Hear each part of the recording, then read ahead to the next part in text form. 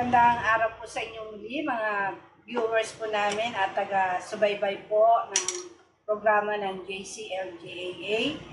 Maraming pong salamat sa Panginoon sapagkat sa araw na ito tayo muli ay nagsama-sama po. Nais ko po rin magpasalamat sa Panginoon sa pagbibigay niya po sa amin ng pagkakataon ito upang makapagpatotoo sa kabutihan na ginawa ng Panginoon sa aming buhay. Naalala ko po nung ako po ay tawagin ng Panginoon, dalaga pa po ako noon. At estudyante po ako, self-supporting. Ganon din po yung aking better half na si Bishop Domingo C. Lucena na binata rin po siya. At kami po ay self-supporting na estudyante. Meaning to say, mga kapatid, dalaga at binata pa kami ay nasa Lord na po kami. Na nung kami po ay nabaptize, ako po nabaptize nung 1981 po. At hanggang ngayon po, ako po ay binibigyan ng pagkakataon ng Lord na makapaglingkod sa Kanya. Bali, more or less po, nasa 40 years na po ako sa Panginoon. At nagpapasalamat po ako dahil binigyan kami ng Panginoon ng ganitong pagkakataon na makapag-social media para ibahagi po sa inyo ang aming buhay sa Panginoon. Nung kami po ay naging mag-asawa ni Bishop, kami po ay nagpatuloy sa Panginoon. At alam po namin na ang naging buhay po namin noon ay hindi po ganun kadali. Alam nyo naman po ang buhay may asawa at hindi po pwede na pag Kristiyano ka ay wala ka ng mga pagsubok sa buhay. Naranasan din po namin ni Bishop Domingo yung mga ups and down ng buhay. Nung araw po naalala ko po, sakitin po si Bishop noon. Lagi po siya nagkakasakit kasi po yung kanyang lagnat po, hindi bumababa po yung temperatura ng katawan niya sa 40. Sabi, lagi po siyang may lagnat. Napagkamalan ko pa nga po siyang red lips dahil dun sa temperatura. At may time po na dumudura po siya sumusuka siya ng dugo, mga kapatid. Tawa po ako sa kanya. Pero ganun pa man, mga kapatid, nagpatuloy po kami sa Panginoon. At pinagaling po ng Panginoon ang aking mahal na asawa nung siya po ay nakatanggap ng Holy Spirit. At kami po ay nabaptize sa pangalan din ng Panginoon. Kaya pinanghawakan po namin yung mga pangako ng Diyos. Kasi ako din po, meron din po akong nararamdaman sa katawan ko. Ang mahirap po yung gawa ng kaaway, lalo na po sa mga nanay, no? Minsan, nagwo-worry yan Minsan natatakot sila, ninenervous sila sa buhay, lalo na po pag dumadating yung mga pagsubok. At bilang mag-asawa po, dumanas din siyempre tayo ng mga awayan, minsan selosan, tapos minsan sumbatan pa nga, lalo na pag kinakapos ang budget. Hindi po natin yung maiiwasan kasi tao lang po tayo. Pero ang maganda po dahil si Lord yung naging sentro ng buhay namin, lahat po ng bagay ay may control. Kaya salamat po sa Panginoon. At kaya ko po ipinapatotoo sa inyo yung mga bagay nito, mga kapatid. Kasi napakasarap po na tayo po ay matuto sa landas ng ating Panginoon. Lalo na po yung mga dumadanas po ngayon ng mga kaguluhan, dumadanas ng mga problema, dumadanas ng pagsubok, at lalo na kung nandiyan ka sa panahon na nagugulumihanan ka, lumapit ka sa Panginoon. Si Lord lang makakatulong sa iyo. Kasi po naranasan ko rin po na managana na napagpala po kami sa finances. Pero dumating din po yun na ang pera pala ay hindi talaga sabihin mo na makukontento ka. Minsan nga yung pa nga yung nagiging cause para tumaas kayo magkaroon kayo ng gap. Kasi meron na kayo hindi meron na rin kayong pride.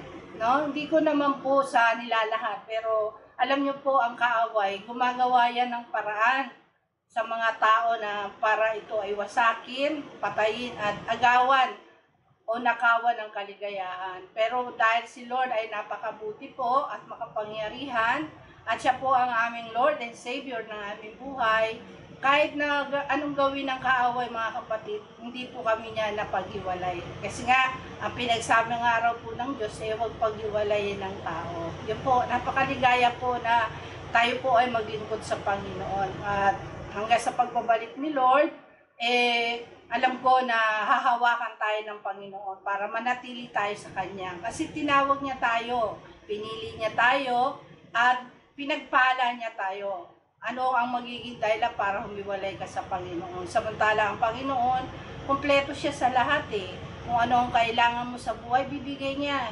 Hindi lang mga kapatid, sabi mo sa spiritual.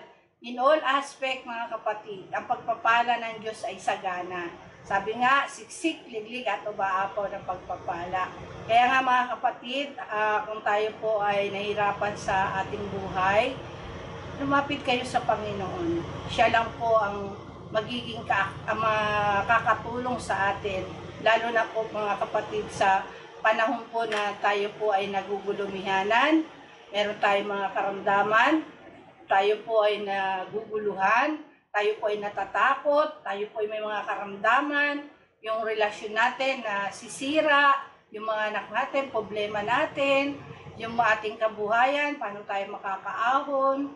Mga kapatid, lahat po yan ay kaya tayong tulungan ng Panginoon. Kaya nga po ako nagpapatotoo sa inyong harapan, sapagkat yung mga mabibigat po na pagsubok sa buhay, naranasan po namin yan. Sabi nga ng Bible, ang lahat ng tao ay makakaranas ng mga tiisin ng lahat at wala po exempted yan. Kaya kung gusto po natin na magtagumpay, gusto po natin na maging kontento, kung gusto natin na masaya ang ating buhay, ano man ang sitwasyon mo, magiging maayos. Dahil ang Panginoon po, pag Savior and Lord ng buhay ninyo, lalo po yung mga may asawa na, no? Alam nyo naman, napakahirap po sa panahon ngayon na ang mag-asawa laging intact, hindi sila naghihiwalay. Kasi marami pong broken family, mga kapatid. Pagka mabigat na yung responsibilidad, naghihiwalay na. Hindi na nila alam kung saan sila pupunta. Kaya mga kapatid, habang tayo po ay nasa ganung sitwasyon na nabibigat ang lubha, lapit po kayo sa Panginoon. Gawin niyo pong sanggalang o tutulong sa atin ng Panginoon. Sapagkat sa tao po, mabibigo tayo.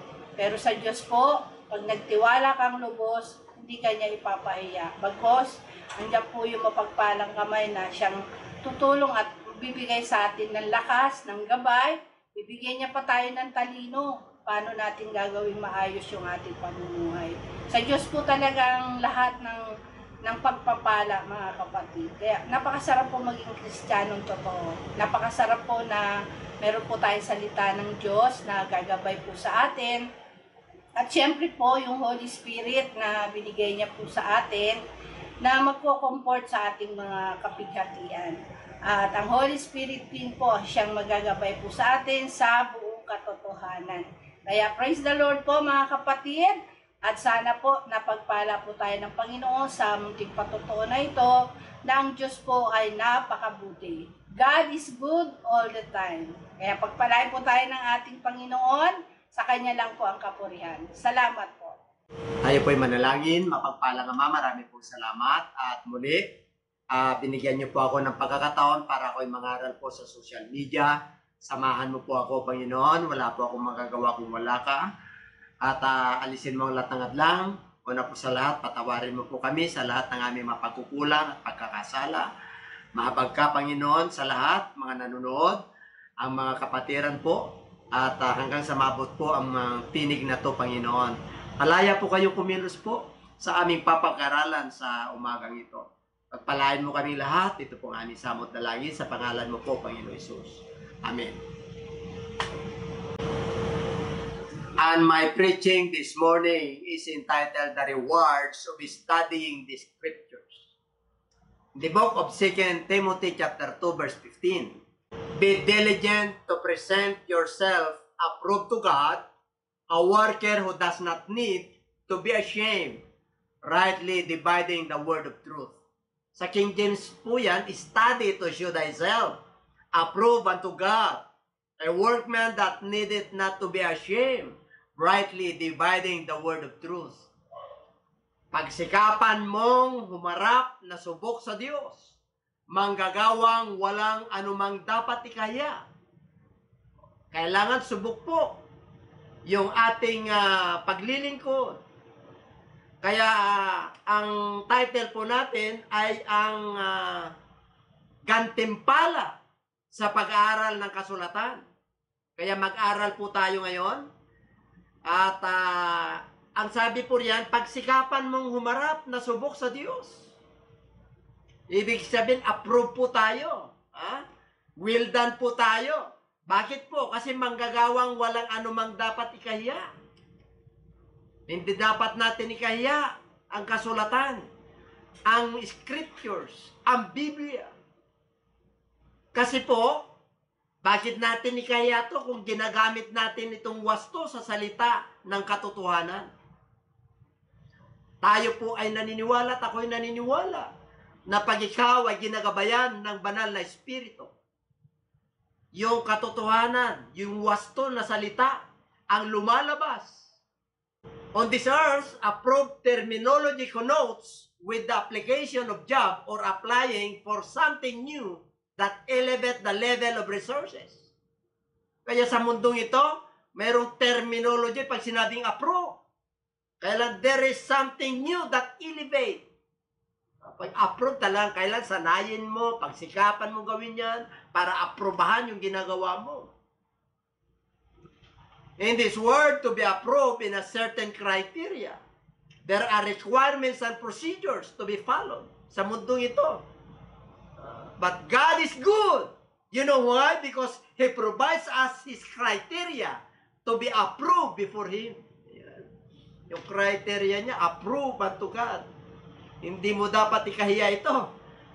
Yung pagsikapan po natin na humarap na subok sa Diyos. Manggagawang walang anumang dapat ikahiya na gumagamit ng wasto sa salita ng katotohanan. Pag ikaw ay manggagawa na subok sa harapan ng Diyos, hindi mo kinahiya ang Diyos. Hindi mo kinahiya ang kanyang salita. Sapagat sino man magkahiya ang katotohanan, ang salita ng Diyos, ang salita ng ating Panginoong Hesus, ay sa darating na panahon, ay kakahiya tayo sa harapan ng kanyang Ama. Kaya pagsikapan po natin na humarap sa tao, sa lahat, sapagat alam natin ito ang buong katotohanan. Kaya God is good because He provides us His criteria to be approved before Him. Napakabuti po ang ating Panginoon. Kaya how to become approved unto God? The book of John chapter 5 verse 39. You search the scriptures, for in them you think you have eternal life, and these are they which testify of me.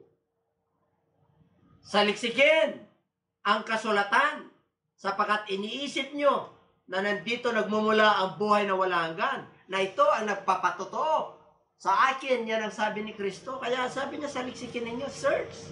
We must study. To God in anything, the basic base is to know what you are doing. Kaya kailangan, pag alam natin po ang ating ginagawa, aware po tayo, mayroon tayong kamalayan, that we must search or study God to know Him and to know what to do in our lives to be approved before God. And what are the rewards in studying the scriptures.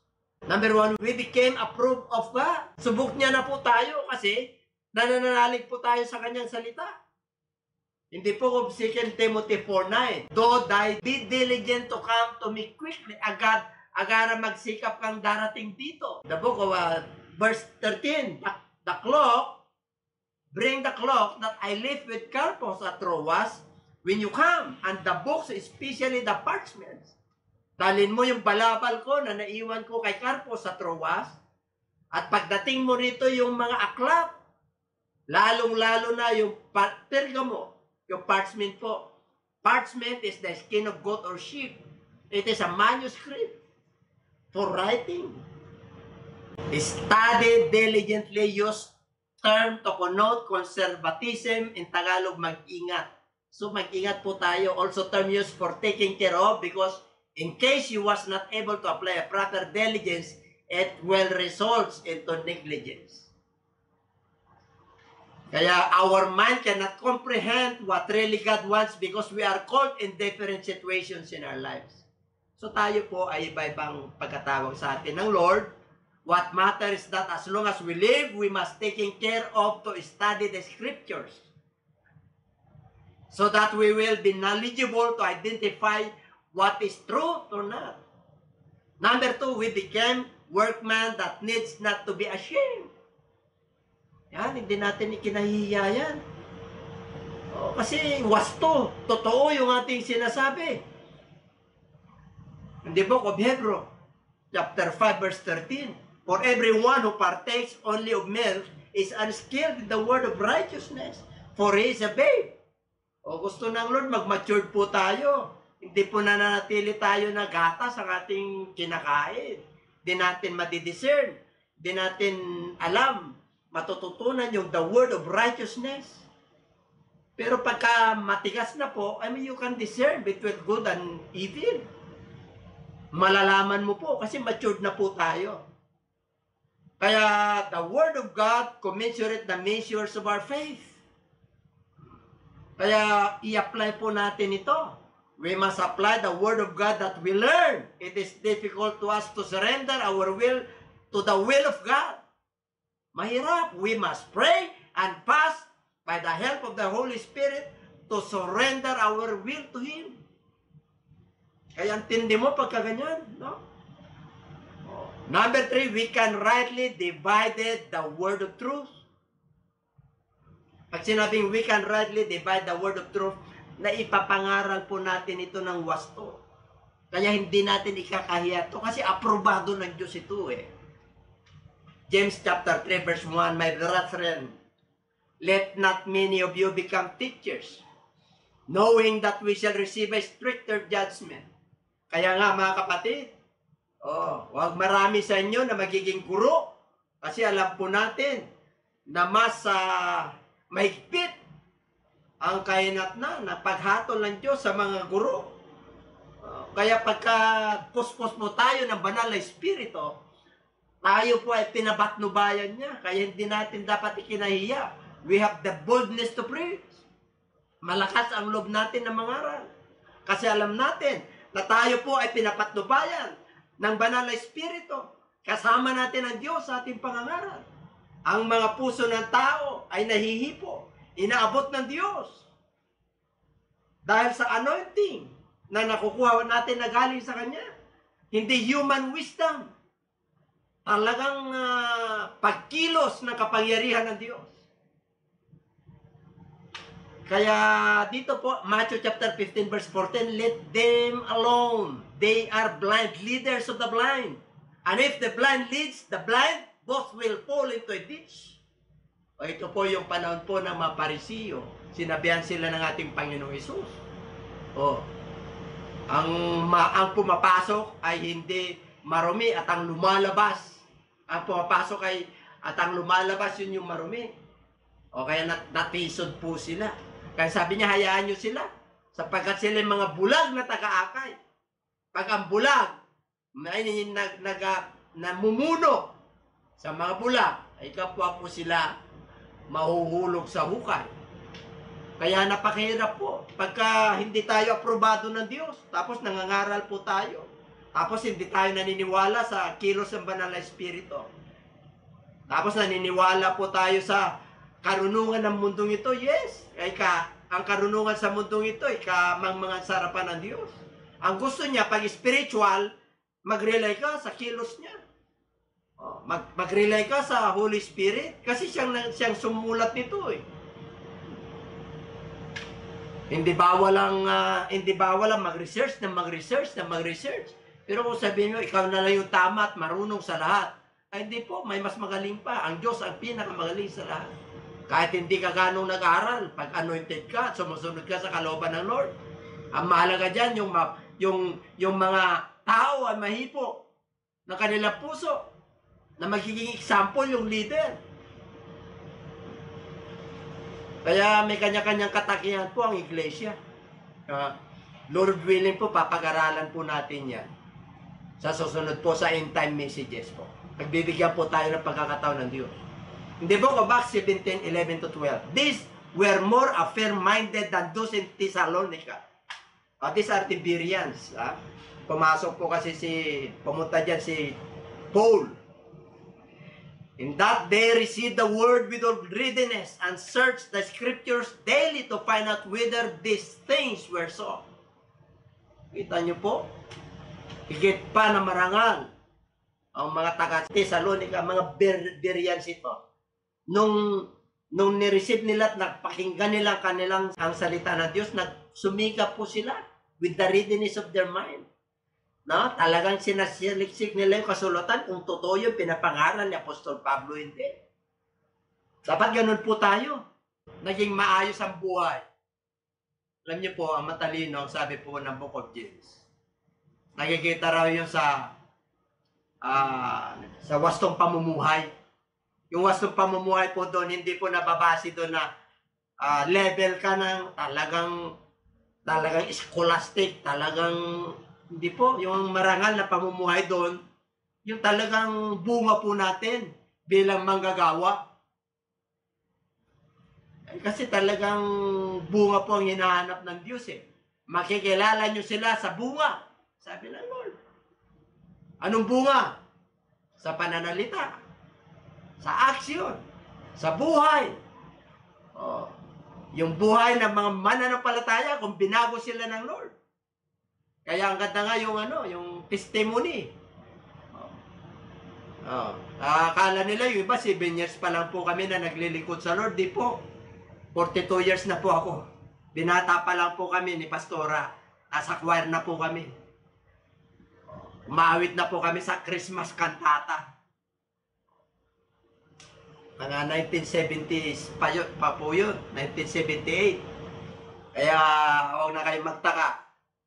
Yung church na pinagkatiwala lang sa amin, mga 7 years pa lang po. At ako yung nagpapasalamat sa Lord dahil pinagkatiwalaan po ako ng isang iglesia na talagang ako po yung naniniwala na yung sinabi ng Lord na study to show thyself approved unto God, a workman needeth not to be ashamed, rightly dividing the word of truth. Kaya kahit saan ako pumunta, nadako, maging sa ibang bansa, ako po talagang nagsishare ng salita ng Diyos. Kahit sa terminal ng mga airport. Talagang gusto ko po na talagang malaman nila na yung pinapangaral ko ay wasto at totoo. At ito po ay galing sa Diyos. Dahil salita niya po ito, hindi po salita ng tao. Kaya we can rightly divided the word of truth. Ang ganda. To be expert, continuous study sa must. Yan. Diba? Kaya nga sabi ng Lord, meditate His word eh. Theoretically, things we learn from school level will be forgotten. But those practical things that we learn will always be remembered. Mga minamahal po, pag tayo po ay may karanasan sa Diyos at nangusap po ang salita ng Diyos sa atin personally from Logos to Rema, ay talaga naman kahit nakabubuklat mo lang ang Bible kung ano yung problema mo at personalized na nagsalita sa iyo ng Diyos. Ang sarap mag-share. Sharing with others what you've learned. And sharing with your students, kung ikaw ay nagtuturo sa Bible schools, are useful tool to always remember things about the Scriptures.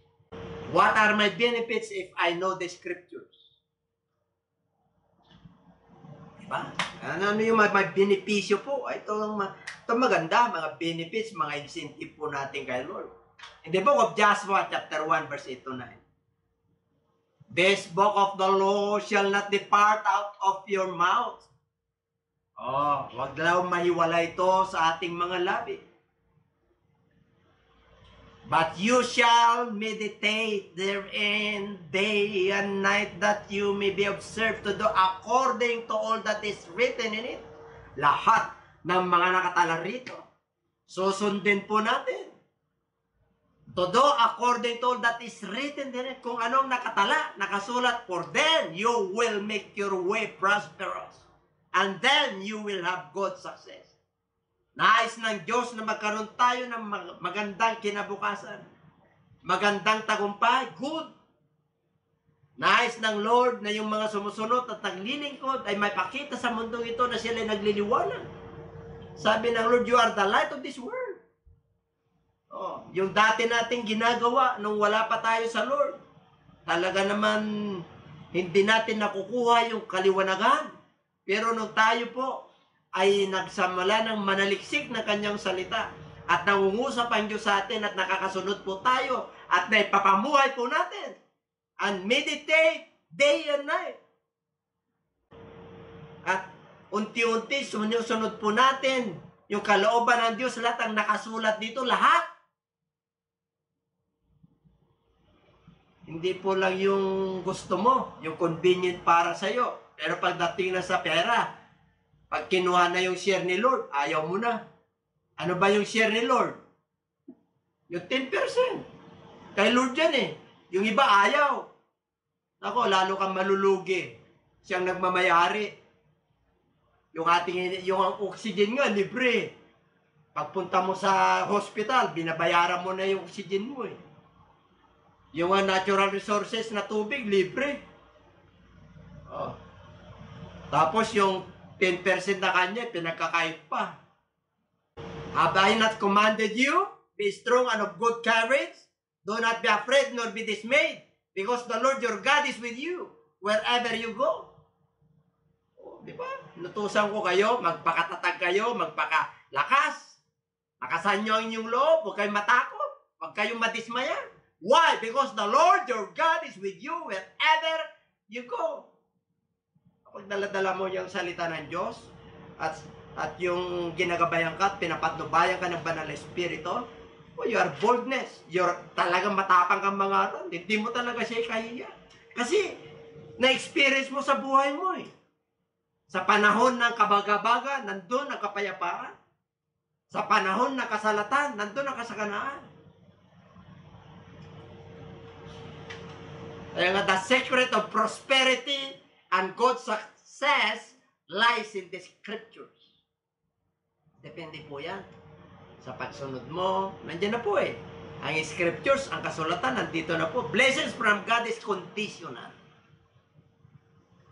But it means meditation. Sabihin, binulay-bulay po natin. Talagang in-apply natin yung salita ng Diyos. Alam natin yung salita ng Diyos, buhay po sa ating puso. If you meditate something, it makes you really and believe about its principles. Diba? Talagang mula po nung ako'y naging mananampalataya, grabe po. Ang aking sakit hindi kayang pagalingin ng doktor. Bakit po? Eh, hindi nila alam kung saan galing sakit ko eh. Wala pang COVID doon eh. 40 na yung lagnat ko. Ilang taon. Ang mga dugo na lumalabas sa aking ilong, buo-buo, kalahating baso. Kaya pinampaligo ko noon eh. Malamig daw. Kasi punong-puno ako ng init. Kung saan-saan ako pumupuntang albularyo, dumayo ako ng Pampanga, Bulacan, Pangasinan, Metro Manila, Marikina, para hanapin ang lunas. Pero, nung dumating na yung pagtawag sa akin ng Diyos at nahabag ang Diyos sa akin, ako po'y pinagaling ng Diyos. At mula noon hanggang ngayon, that was 40 years ago, nung pinuspos ako ng Holy Spirit ng Lord, yung 40 nagiging 35. Hanggang ngayon, normal na po. Yung katawan kong ito, kalahati lang po yan. Isang pirma na lang ng bulati, dito na. Pero ako'y nagpapasalamat sa Diyos. Pinagaling niya po ako. Kaya kilala ko yung Diyos ko na aking pinapanampalatayanan. God who created the heavens and the earth. That is my Lord and my God. My Father in heaven. The Lord and God of the Scriptures. Kaya hindi ko ginahiya ang salita ng Diyos. Kahit saan ako darating na lupalo, I have a boldness to preach. I have my own testimony. Kahit sa mga tupa, mga sakit sa lipunan, masakit ng magulang, pero sila binago ng Diyos. At sila ngayon ay nangangaral at sumusunod sa Diyos, kasama ang kanilang pamilya. Marami pong salamat sa binigay niya na pagkakataon sa iyong lingkod. What is the rewards of obeying the scriptures? Alam niyo na po yan sa Book of Deuteronomy. Ako, 28, 1 to 14.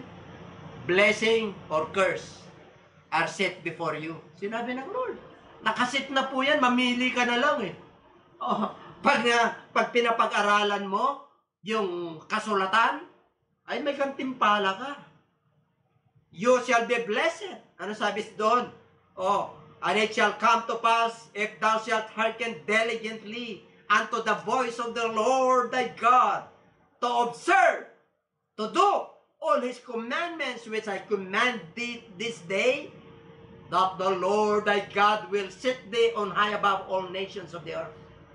And all these blessings shall come on thee and overtake thee. Grabe ang blessing. Hindi lang sumusunod sa likod, overtake. Kaya kitang-kita mo yung mga blessing ng Diyos sa harapan mo. Bakit? Eh nakakasunod eh. Oh, ito yung blessing mo.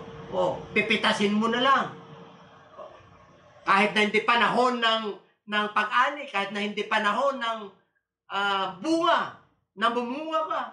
Eh sinabi ng Lord eh, sa Book of Psalms chapter 1, is like a tree planted by the rivers of water. Ang kanyang kasiyahan, his delight is in the law of the Lord.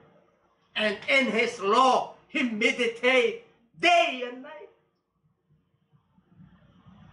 Dami tayong problema. Makaligtan po natin na muni-munihin ang salita ng Diyos. Araw at gabi. Alam niyo po ang sikreto po.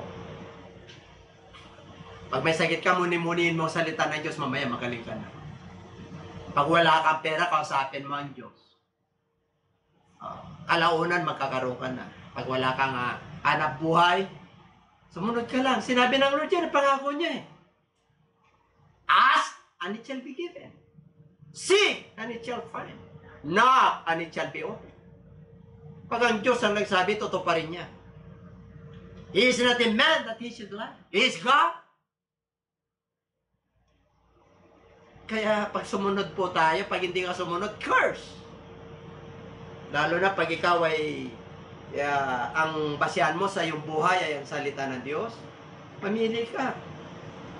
Pag tinanong sa akin, bakit magandang buhay niyan? Eh, sabi ko lang, nakasunod eh. Bakit yan? Dati manggagawa. Kanya ng buhay niyan. Hindi nakasunod eh. Sabi ko lang, hindi nakasunod. Pero bakit pinapala yan? Parang walang problema yan. Parang walang kubit yan. Kahit na nag-positive na, nakangiti pa rin. Yung alam niya, yung kamay ng Diyos nasa kanya eh. Eh dami naman gumagaling sa kubit ngayon eh. Bakit mag-alala ka? Ordinary na lang po yan. Lagi ko pinapangaral, papampag mo lang dyan sa paa mo yan eh. Wala na sa pangalan ni Jesus. Bakit? Igantimpala yun eh. Rewards in studying the scriptures. Pero mo, you shall be blessed. Grabe. Basahin niyo po yan sa Deuteronomy 28, 1 to 14. Grabe po ang blessing ng Lord. Revelations 1:3. Okay. Even we are not literally belongs to the descendants of Abraham. We are part on these promises beginning when we experience the Pentecost revival. Nung natanggap na po natin yung gospel ng Lord, we are now the spiritual descendants of Abraham. And it all just became possible because of Jesus Christ. Like the criteria of God, we will be rewarded in knowing the scriptures by meditating and doing it into our lives. Don't divert your mind with the other gods like the previous Israelites did. Because of material things, nung nangyari sa kanila, 360-degree turnaround of their lives. They forgot the real source of blessing. That is, they know their God. Alam niyo kung pagpapala lang na material in the book of Deuteronomy 18:8, sabi ng Lord, I will give you power and knowledge to acquire wealth. Pag sinabing wealth doon, hindi lang material wealth, pati wisdom and knowledge. Alam niyo po si Solomon, hindi siya humingi ng material blessing kay Lord. What Solomon asked to God from God is wisdom and knowledge. Kahit na hindi ka ganong nakapag-aral, o kung gusto mo talaga na gamitin ng Diyos, magtaka ka kay. Tataka ka, hindi ka ganong marunong mag-English ang araw eh. Fluent ka na. Ako'y baluktot kung mag-Tagalog. Baluktot din ako kung mag-English. Pero salamat sa Diyos. Bakit? Inabot ko po kayo. Ilan na ba naman ang lingwahe ko? Ilocano, Bulinaw, Sambal, Pangasinansi, Tagalog, English. Talagang nabubulol ka na. Pero salamat sa Diyos. Kahit na papaano, naintindihan nyo naman siguro. Blessed is he who reads and those who hear the words of this prophecy and keep those things which are written in it, for the time is near. Ay sabi ng Lord, mapalad. Mapalad ang ano? Yung nagbabasa. Ano pa? Yung nakikinig. Ano pa? Yung nagsasagawa. Marami ang nagbabasa. Marami ang nakikinig. Hindi niya naman isinasagawa. Ina-apply niya sa buhay niya, yung gusto niya lang, yung convenient para sa kanya. Pero pag sakripisyo na sa Lord, nako, ayun na dyan. Alam niyo po, mga minamahal, ang paglilingkod sa Diyos ay may self-denial. We are not going to heaven with a comfort zone, living in a comfort zone. Kahit na may pera ka, pag pinintulutan ng Diyos na magutom ka, wala kang magagawa. Kahit nasagana ka, pag pinintulutan ng Diyos na lockdown lahat para matikman mo lang yung gutom, para magpakababa ka, wala kang magagawa. Kaya wala tayong may pagmamalagi sa Diyos. Brethren, panahon na. Ang sabi riyan, blessed is he who reads and those who hear the words of this prophecy, and keep those things which are written in it, for the time is near. Panahon, 2,000 years ago. Time is near. Alam niyo po, ang orasan ng Diyos at ang orasan ng tao ay magkaiba. In the book of Peter, in the book of 1 Peter, kung hindi ako nagkakamali, ang 1,000 taon ng tao ay isang araw lang sa Diyos. Iba po ang kalendar ng isang Lord sa tao. Kaya pagka binigyan ka ng pagkakataon ng Diyos ng hininga at buhay at may patutuo ka, at sabi ng Lord, maglingkod ka sa akin, maglingkod ka na. Kasi privilege ko po ang paglilingkod sa Lord. That's why our preaching is studying the rewards of studying the scriptures. Meron ka talagang kantimpala. Pag pinag-aralan mo po ang kasulatan, meron talagang naghintay ng kantimpala. Napakarami po. Dito sa mundong ito, ma-enjoy mo na yung joy, love, peace, temperance, gentleness, long-suffering, meekness. That is the fruit of the Holy Spirit. Yung kapayapaan po, ay nako, ma-enjoy nyo po.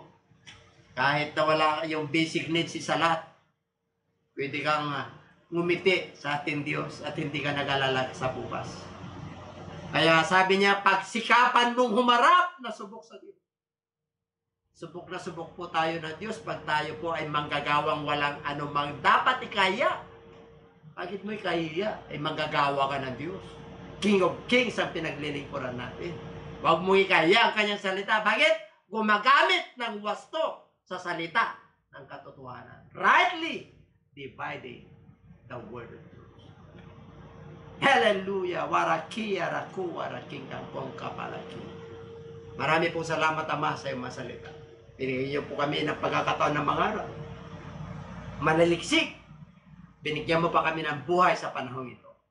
Purihin ka, dakila Diyos, at pagpalain mo lahat ang mananood.